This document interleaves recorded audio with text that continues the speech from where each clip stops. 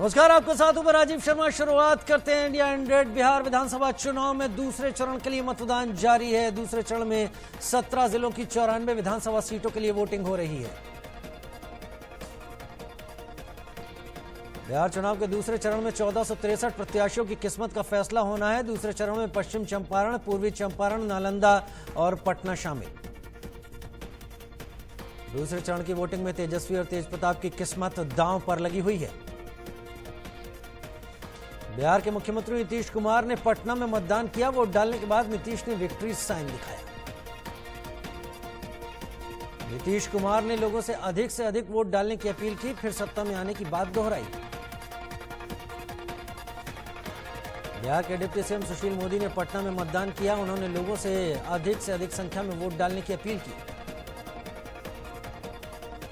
पटना में आरजेडी नेता तेजस्वी यादव और राबड़ी देवी ने मतदान किया। तेज प्रताप ने भी अपने मताधिकार का इस्तेमाल किया।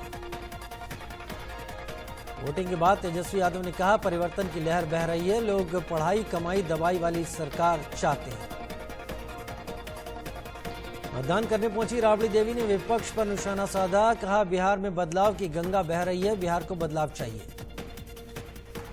मतदान के बाद तेज प्रताप ने कहा, लोग मतदान जरूर करें। बिहार की जनता बदलाव के लिए वोट कर रही है। चिराग पासवान ने खगड़िया में मतदान का इस्तेमाल किया। राघोपुर विधानसभा के बूथ नंबर 24 पर मतदान किया। चिराग पासवान ने मतदान शुरू होने से पहले सीएम नीतीश पर निशाना साधा। बिहार चुनाव पर प्रधानमंत्री मोदी ने ट्वीट किया, लोगों से ज्यादा संख्या में वोट डालने की अपील की। आरएलएसपी अध्यक्ष उपेंद्र कुशवाहा अपने पूरे परिवार के साथ अपने गांव में मतदान करने पहुंचे। कांग्रेस नेता शत्रुघ्न सिन्हा ने अपने मताधिकार का इस्तेमाल किया। शत्रुघ्न सिन्हा के साथ उनके बेटे लव भी मौजूद थे। तीसरे और आखिरी चरण का प्रचार आज से शुरू। पीएम मोदी ने सहरसा में हुंकार भरी। बिहार के फॉरबिसगंज में प्रधानमंत्री मोदी ने विपक्ष पर जमकर निशाना साधा। कहा, जंगलराज के युवराज को बिहार ने नकारा।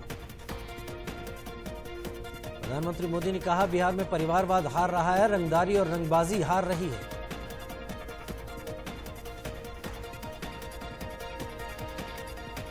प्रधानमंत्री ने कहा, बिहार में रंगदारी हार रही है, विकास जीत रहा है और गुंडा राज हार रहा है। प्रधानमंत्री मोदी ने कहा, पहले बूथ कैप्चरिंग और हत्याएं होती थी, एनडीए ने सही मायनों में लोगों को अधिकार दिया। प्रधानमंत्री ने कहा, ये दशक बिहार में एयरपोर्ट और वाटर पोर्ट देने का है। देश में आज 11 राज्यों की 54 विधानसभा सीटों के लिए उपचुनाव जारी है। मतदान में लोग बढ़ चढ़कर हिस्सा ले रहे हैं। मध्य प्रदेश में 28 विधानसभा सीटों पर हो रहे उपचुनाव के लिए वोटिंग जारी है। प्रदेश की 28 सीटों पर 355 उम्मीदवार किस्मत आजमा रहे हैं। मध्य प्रदेश में कांग्रेस और बीजेपी के ज्यादातर सीटों पर आमने सामने की लड़ाई है, जबकि कुछ सीटों पर बसपा और निर्दलीय ने त्रिकोणीय मुकाबला बना दिया है। मध्य प्रदेश उपचुनाव में शिवराज सरकार का भविष्य का फैसला होगा। तो वहीं कांग्रेस प्रदेश अध्यक्ष कमलनाथ की प्रतिष्ठा दांव पर। मध्य प्रदेश में 28 सीटों पर हो रहे उपचुनाव में बीजेपी को बहुमत के लिए 8 सीटों की जरूरत है। कांग्रेस को सभी 28 सीटें जीतनी होंगी।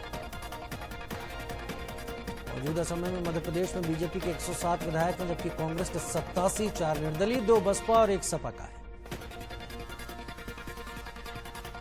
मध्य प्रदेश में उपचुनाव पर दिग्विजय ने बड़ा बयान दिया। ईवीएम को लेकर सवाल उठा दिए। दिग्विजय सिंह ने कहा, बैलेट पेपर से चुनाव क्यों नहीं कराए जाते? विकसित देशों में ईवीएम से वोटिंग क्यों नहीं होती? मेट्रो कार शेड पर ठाकरे सरकार और मोदी सरकार आमने सामने आ गए। केंद्र ने कांजूरमार्ग के सॉल्ट पैन वाली जमीन पर जारी कार शेड के काम को रोकने को कहा। केंद्र सरकार ने कहा, कांजूरमार्ग की जो जमीन महाराष्ट्र सरकार ने एमएमआरडीए को दी है, उस पर निर्माण कार्य गलत है। महाराष्ट्र सरकार का दावा है, जमीन हमारी है और नियमों के तहत ही जमीन पर कार शेड बनाया जा रहा है। अमिताभ बच्चन के खिलाफ बीजेपी विधायक अभिमन्यु पवार ने लिखित शिकायत दायर की। हिंदू धार्मिक भावनाओं को ठेस पहुंचाने का आरोप लगाया। बीजेपी विधायक ने केबीसी में पूछे एक सवाल पर आपत्ति जताई। मनुस्मृति से जुड़े सवाल के जरिए हिंदू भावनाओं को आहत करने का आरोप लगाया। बंगाल के मुर्शिदाबाद से एनआईए ने अलकायदा के साजिशकर्ता अब्दुल मुमीन को गिरफ्तार किया। कई डिजिटल उपकरण बरामद किए। हैदराबाद इंटरनेशनल एयरपोर्ट देश का पहला एयरपोर्ट बना जहां आत्मनिर्भर भारत के लिए पूरी तरह बोर्डिंग सुविधा उपलब्ध कराई गई है। हैदराबाद इंटरनेशनल एयरपोर्ट पर अब बोर्डिंग के लिए पूरी तरीके से पेपरलेस वर्क होगा। घरेलू उड़ानों के लिए भी ये सुविधा उपलब्ध है। दिल्ली की हवा बेहद खराब हो गई है। कई इलाकों में एयर क्वालिटी इंडेक्स 400 के पार पहुंचा। देश में पिछले 24 घंटे में कोरोना के 38,310 नए मरीज सामने आए हैं।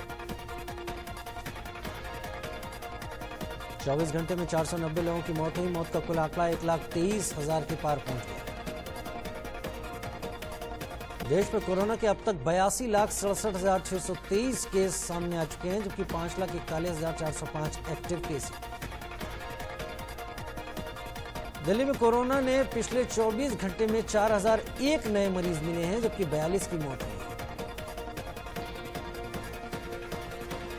ऑस्ट्रिया के वियना में हथियारबंद लोगों ने गोलीबारी की घटना को अंजाम दिया। अलग अलग जगहों पर आतंकवादी हमले में 3 की मौत हुई है। वियना शहर के एक यहूदी उपासना गृह समेत 6 अलग अलग जगहों पर हमला हुआ। हमले में कई लोग घायल हुए।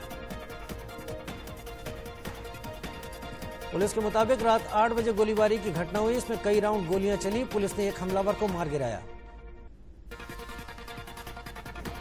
वियना आतंकी हमले के बाद दिल्ली में ऑस्ट्रिया दूतावास को बंद कर दिया गया। दिल्ली में 11 नवंबर तक ऑस्ट्रिया दूतावास को बंद किया गया। अमेरिका में राष्ट्रपति पद के चुनाव के लिए आज मतदान होगा। लोगों के बीच सबसे बड़ा सवाल, क्या ट्रंप दोबारा वापसी कर पाएंगे? अमेरिका में भारतीय समय के मुताबिक शाम 4 बजे से वोटिंग होगी। 50% मतदाता पहले ही पोस्टल बैलेट से वोट डाल चुके हैं। 16 राज्यों में भारतीय मूल के वोटर्स की बड़ी तादाद है। कल रात 11 बजे से काउंटिंग शुरू होगी।